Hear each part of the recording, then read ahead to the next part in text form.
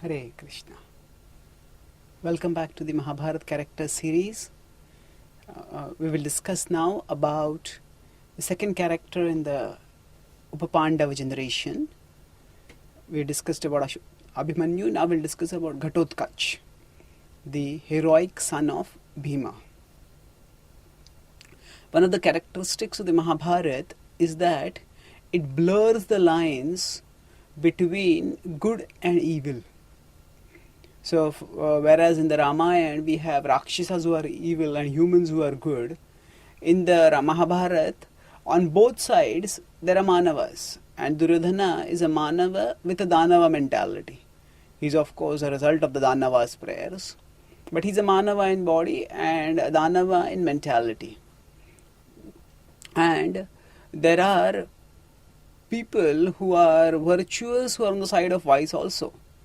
So, Duryodhana is in the human form but is vicious, and there are others who are virtuous but are on his side like Bhishma and Drona and Kripa, and to some extent Ashwatthama also. And also there are people who are in Rakshasa bodies who are virtuous. Normally Rakshasas are considered vicious, but there are Rakshasas who are virtuous, and Ghatotakacha is a prime example of this. We have in the Srimad Bhagavatam the example of Prahalad. Prahaladavschasmi daityanam. Krishna says in the Bhagavad Gita that among the daityas I am Prahalad. Now it's interesting that Prahalad, though he was born from Hiranyakashipu, he never had the form of a Rakshasa. He was born in a demon's family, but he was always a gentle, loving, kind-hearted and very sweet-looking person. So he's the exception of being born in the Rakshasa family and having a divine devotional mentality, and is the foremost among such examples. So there is Uttarasurah also, who was born from a Brahmana, in the sense that he was born from a fire, Tvashta.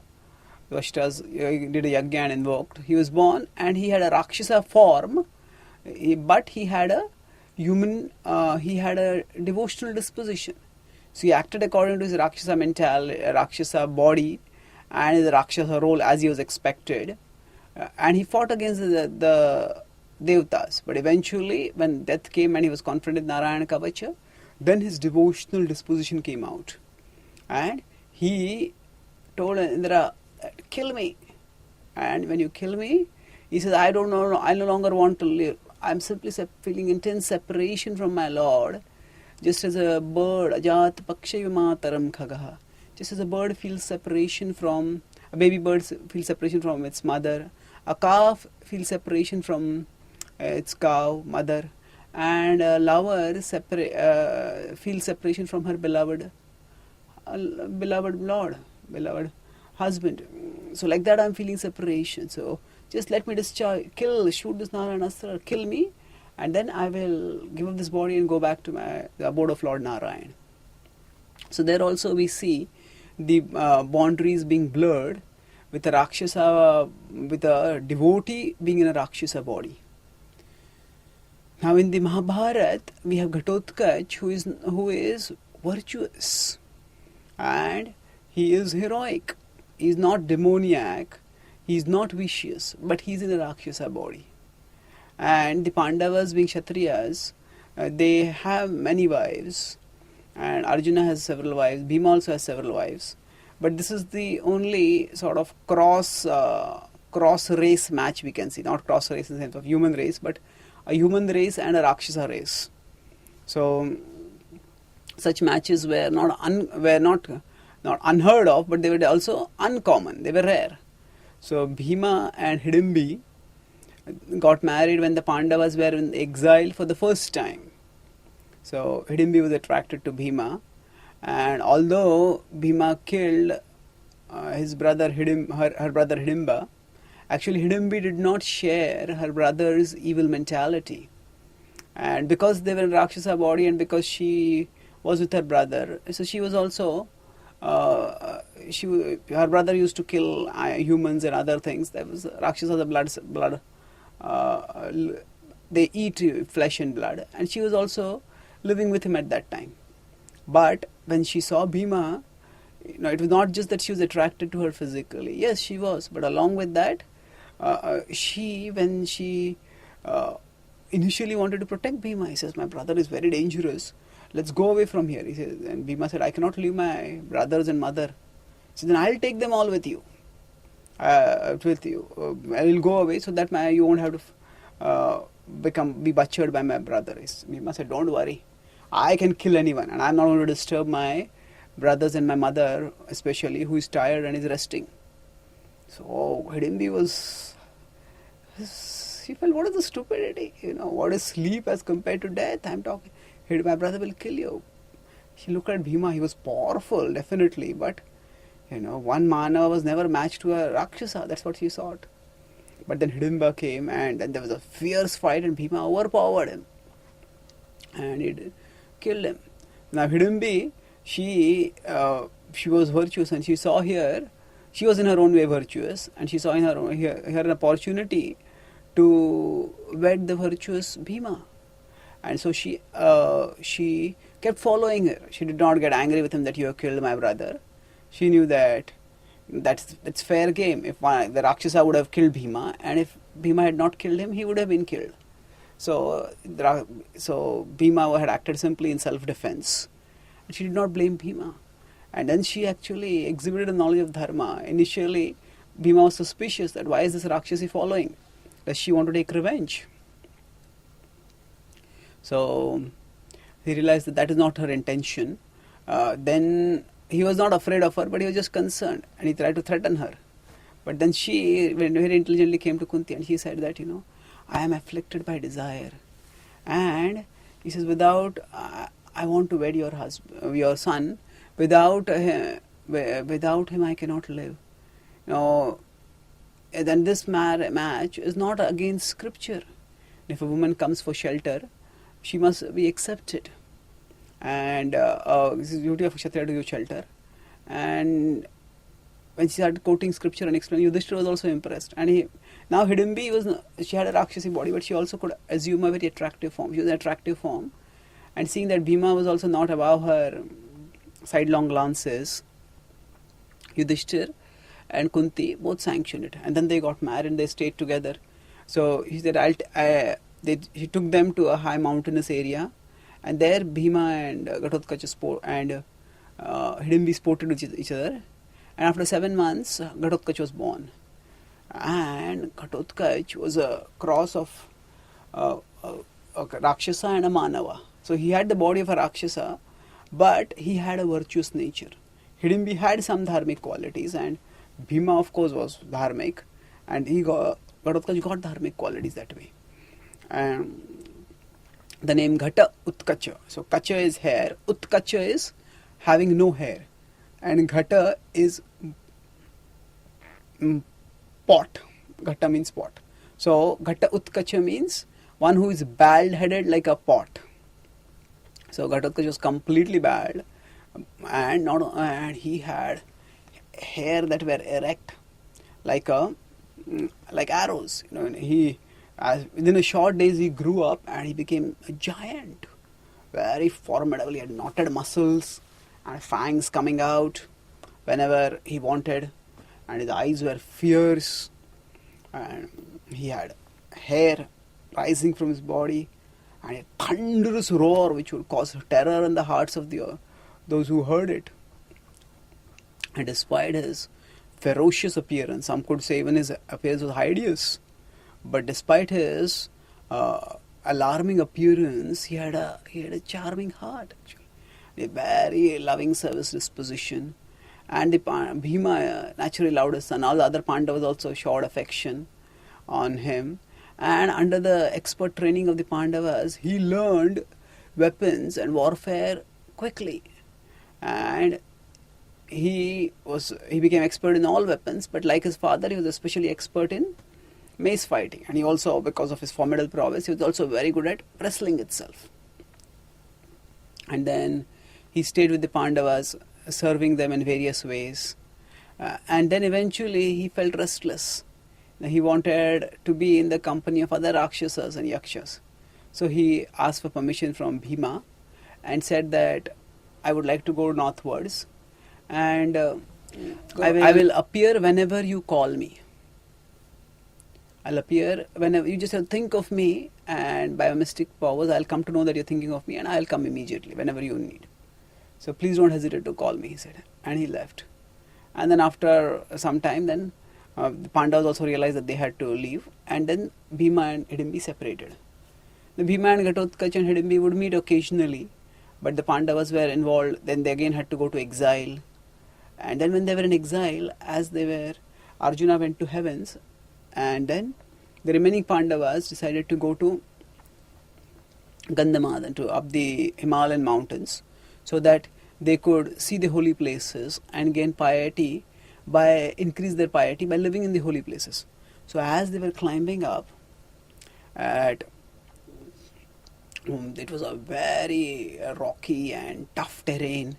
It was an exhausting climb, and Draupadi, she was determined to follow her husband's wherever the call of duty demanded, but her body couldn't take it, and she, out of exhaustion, collapsed and fainted. And behind her, Sahadev was there, and Nakula. They both caught her, and they brought some water and sprinkled water, and she slowly came back to consciousness. But Yudhishthir was grief-struck. He says, "How unfortunate this tender princess who was born in prosperity and royalty is now suffering because having to undergo such austerities and suffering such bodily inconveniences and troubles. How unfortunate it is." So Bhima also controlled his anger and anger at the Kauravas for having caused this distress on Draupadi and all of them. And he turned to Yudhishthira and he said, "O king, allow me to summon Ghatotakacha. He is powerful and he can take us through these mountains." So Yudhishthira agreed, and Bhima just thought of Ghatotakacha, and immediately Ghatotakacha appeared over there, and he offered his respects to Bhima, and then he turned around and saluted the other Pandavas also. And he turned to Yudhishthira and he says, "Please tell me what I can do for you." And Yudhishthira told that we are planning to go to Ghatotakacha. Can you carry Draupadi is completely exhausted. So Ghatotakacha looked at her as son would look at his mother. He said, "I will carry the Draupadi, and I have got hundreds of Rakshasa associates with me. So they will carry all of you, and they will carry all the Brahmins also with there." Now initially Yudhishthira had been feeding large number of Brahmins. But when they started going in the northern direction, Yudhishthira told that those of you who will not be able to do severe austerities, you don't come with us. So only a small number of Brahmanas were there. But still they were also a significant number. And Ghatotakacha called his Rakshasa associates, and they all came there. And Ghatotakacha carried Draupadi himself, and the other Rakshasas carried the other Brahmins. And Lomash Rishi rose, who was leading the expedition, he rose by his own mystic power, and eventually they went to Gandhamadhan. When they came to a place where there was a clearing and they decided to stay there, Yudhishthira told Ghatotakacha that you and his associates stay with us till we are here, and again when we go down, you can escort us down and then you can leave. So Ghatotakacha agreed. And Ghatotakacha and Bhima, that was the time when they stayed together. Yudhishthira arranged for this so that the father and son could be together, and they would sport in the mountains, and they would hunt, and they would have various adventures. And Ghatotakacha was ready to do whatever service was required for the Pandavas. And at another time, when at the request of Draupadi to get 1,000 petal lotus, when Bhima had gone up to Kubera's gardens at Saugandhika, so Yudhishthira saw inauspicious omens because Bhima had been fighting with the guardians of the garden, and realizing that there would be trouble soon, Yudhishthira knew that for them to climb up that mountain would be extremely difficult. Bhima, with his formidable strength and vigor, had charged up, and it had taken him still a considerable amount of time to reach. Yudhishthira realized this was an emergency. They had to go immediately. So he called Ghatotakacha and told them, "Can you take us to Saugandhika?" Now Ghatotakacha, being a Rakshasa with mystic powers, he had wandered various parts of the universe. He had already been there several times and he knew the way. And immediately he took Draupadi on his shoulders, and he took the other Rakshasas took the other Pandavas, and they went up quickly. So then they stayed near in Kuvera's gardens area for some time, and eventually when the Pandavas came down, so there also Ghatotakacha performed various services. Eventually when the Pandavas came down, Arjuna returned from heavens, and the Pandavas stayed there for some time, and then they returned from there back to the Kamyaka. They decided to go with the last 2 years of their exile remaining, and at that time Yudhishthir dismissed Ghatotakacha, and Ghatotakacha departed. Then eventually Ghatotakacha reappears in the Mahabharata at the start of the Kurukshetra war. At the start of the Kurukshetra war, Bhima called Ghatotakacha, and Ghatotakacha eagerly came to fight with the Pandavas against the Kauravas. So Ghatotakacha was the leader of the Rakshasa division among the Pandavas, and there was another Rakshasa on division on the side of the Kauravas, and it was led by Alambush. Alambush was the brother of Baka and the son of Jata. The Jatasur and Bakasur were both asuras who had been killed by Bhima, and Alambush wanted to take revenge, so he joined Duryodhana's forces. So these were the two Rakshasa divisions which would collide on several occasions in the Mahabharata war.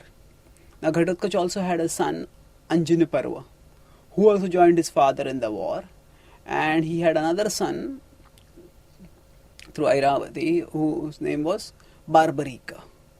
Now Barbarika, whose mother was also known as Maulvi, she had trained him also in virtue, and he was a formidable warrior. Now, he had been blessed by, he had done austerities and been blessed by Lord Shiva. Barbarik had got being blessed by Lord Shiva, had got 3 arrows, and from Agni he had got a formidable bow. And the 3 arrows were such that those 3 arrows could destroy everyone. The Barbarik story doesn't come in the Mahabharata, it comes in the Skanda Purana as well as other Puranas. And Barbarik is also known by the name Ghatushyam. And Barbarik was a formidable warrior. Now with his 3 arrows were so powerful that with his first arrow he would just target whoever he wanted to kill. And if he decided, okay, these people I don't want to kill, second arrow would sort of untarget them, and the third arrow would shoot and it would kill. So it's like in a computer, when we want to delete some items, we do Control A, then all the items get selected, and then we decide, okay, maybe these 4-5 files I don't want to delete, so we untick them, and then we press the delete button, then all the files except the untick ones get deleted. So like that, the first arrow was meant to tick, Control A, and then second arrow was to have the exception, and third arrow was to kill, and these 3 arrows he could kill anyone.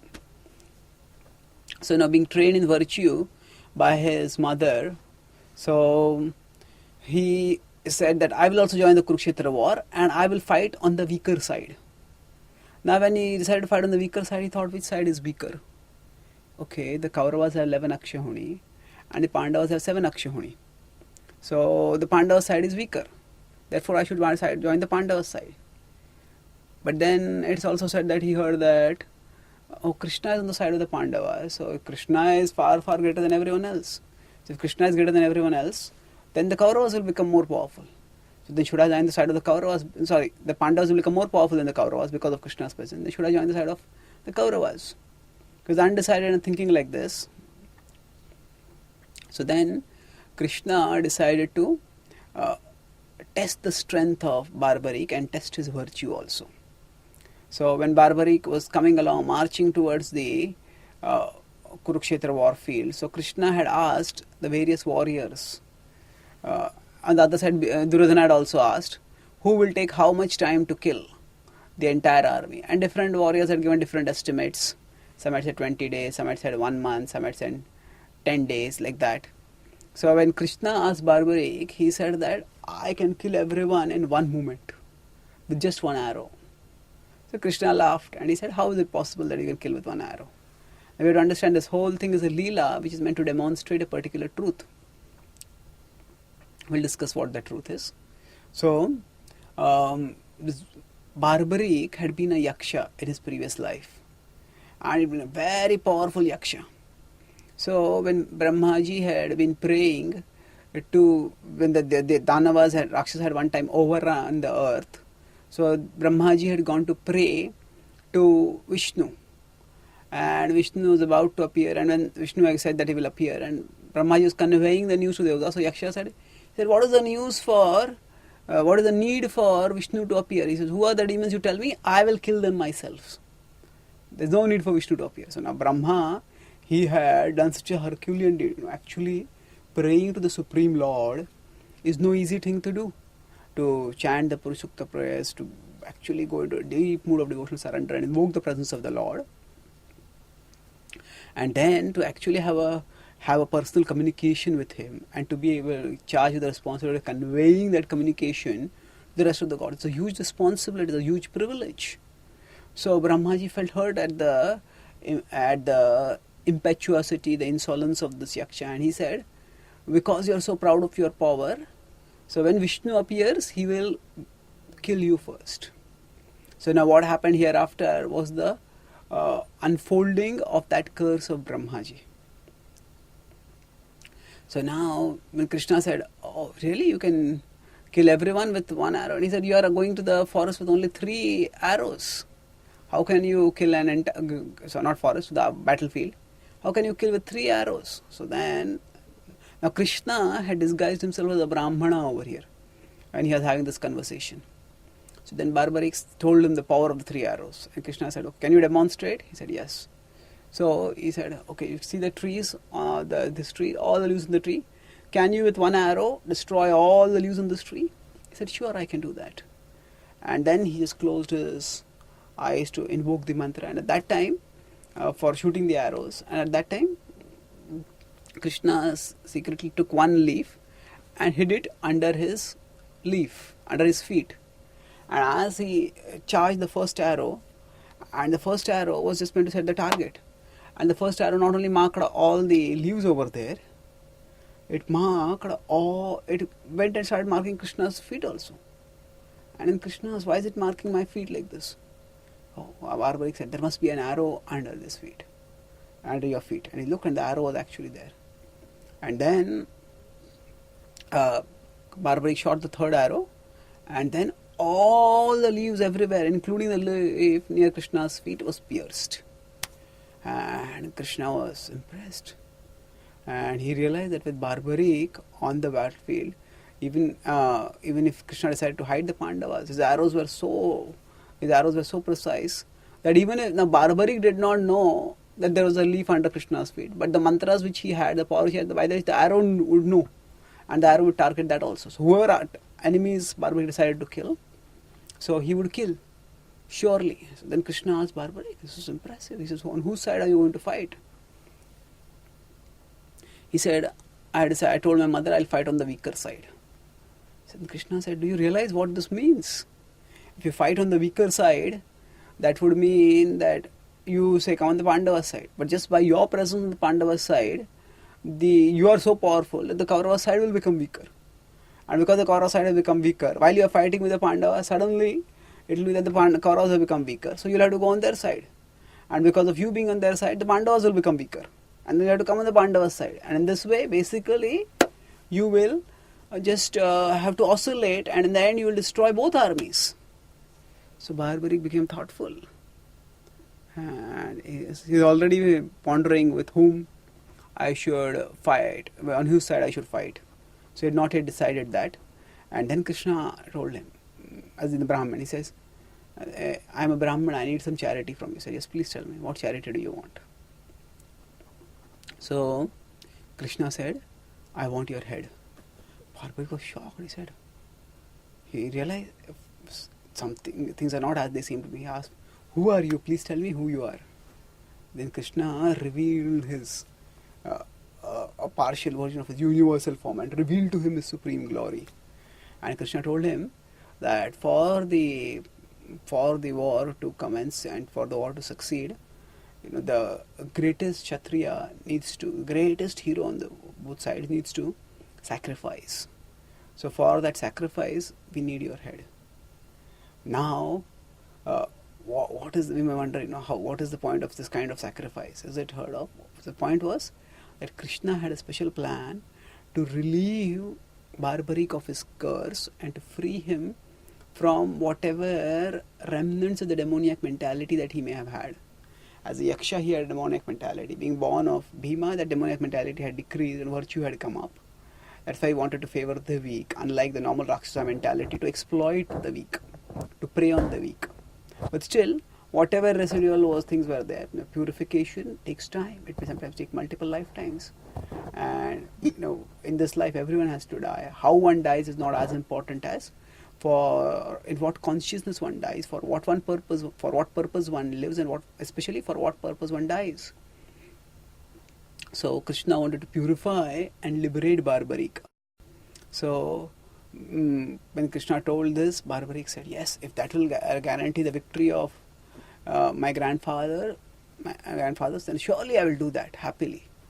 But then he said, I have a request. I have seen your Vishwarupa, now I want to see this battle also. So please bless me so that I will be able to see this battle. So Krishna said, yes. He said, I will grant your head. Your head will continue to live even if your body is, even if it is cut off from the body.